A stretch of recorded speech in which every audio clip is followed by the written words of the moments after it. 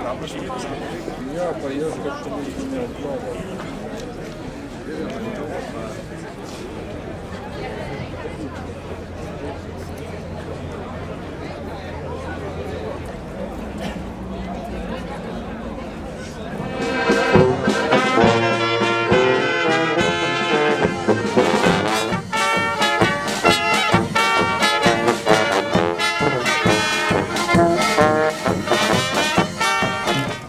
V preteklosti smo slišali, da so 30 let ene škarne rezale to našo trto, da so bile pod budnim očesom.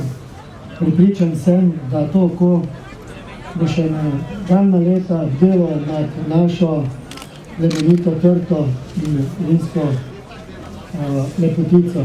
Zdaj tako, da je ostal samo ta simboličen del.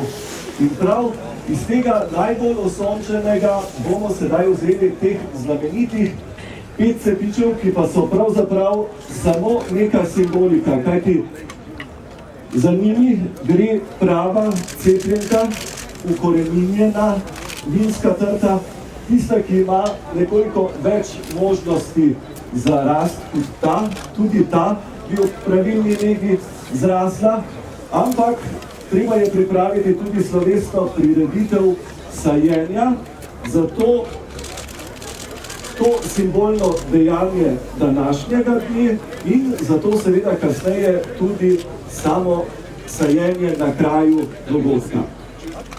No, kot ugotavljamo je sedaj skoraj da skrajno čas za res, kajti trta, ki je izpostavljena soncu, se bo začela solziti, takrat izgublja svojo energijo in lahko rečemo, da smo letos zares ujeli pravi čas za to pravilo. Naj vas najprej prav prisrčno pozdravim z Bleda, z Blejskega gradu, ki letos praznuje 1000-letnico prve omembe. Začne se z 22. majem, končamo pa točno s saditvijo te najbolj plemenite rastline, ki raste na slovenskih tleh, pa še širše. Zato smo izredno hvaležni županu, ki nas je slišal, viničarju in vsem vam Mariborčanke in Mariborčani. Nisem prišel sam, s sabo imam grajskega tiskarja in pisarja, Mojstrajnca, ki jo vsi poznate, našega grajskega kletarja, Davorina Sleka, ki je tisti, ki bo do zasaditve potekal v Dobici piš.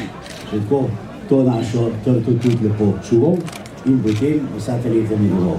Prešeren je zapisal, da je Bled podoba raja, no k temu nam je manjkala samo še vaša trta.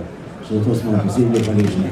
In prosim, Maribor, želim pa Mariboru tukaj še in vašemu korajžnemu županu, da vam uspejo vsi zares veliko potezni projekti.